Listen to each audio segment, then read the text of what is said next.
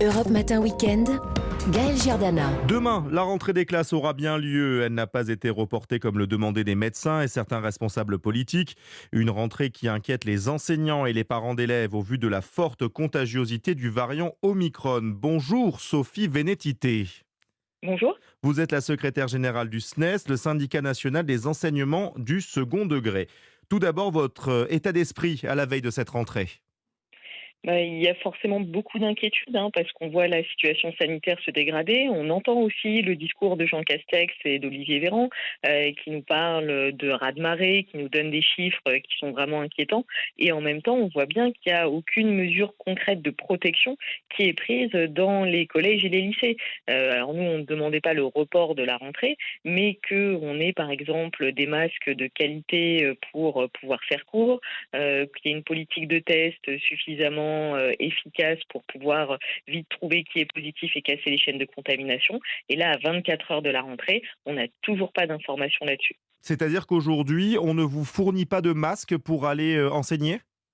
Alors, l'Éducation nationale nous fournit des masques en tissu lavables. Elle nous en a fourni 5 ou 6 en début d'année. Alors, il faut savoir que ce sont des masques qui finalement ne tiennent pas bien sur le visage, qui n'ont pas de barrette pour se pincer sur le nez, donc ils laissent beaucoup passer l'air.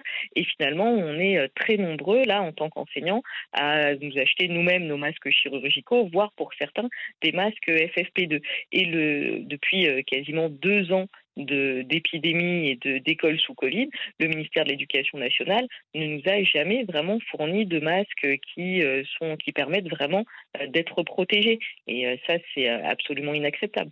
Quand Jean Castex dit «Nous voulons maintenir les écoles ouvertes dans l'intérêt des enfants», je suppose que vous êtes d'accord avec ça?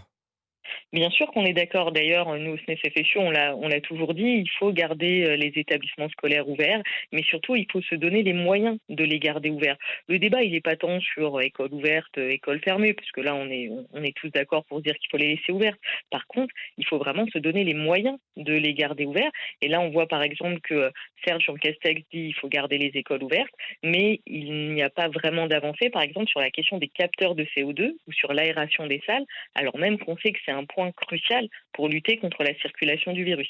Ah oui, justement, Jean-Michel Blanquer avait dit qu'il y avait un consensus scientifique pour équiper les classes en capteurs de CO2, car cela permet de mesurer le besoin d'aération.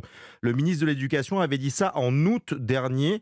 Est-ce que les établissements en sont équipés aujourd'hui? Vous dites non, finalement. Aujourd'hui, il y a très peu d'établissements qui sont équipés en capteurs de CO2. Parfois, certains sont équipés, mais avec, par exemple, un capteur pour tout un collège ou un lycée. Donc, ça veut dire que vous avez parfois un capteur pour 50 salles.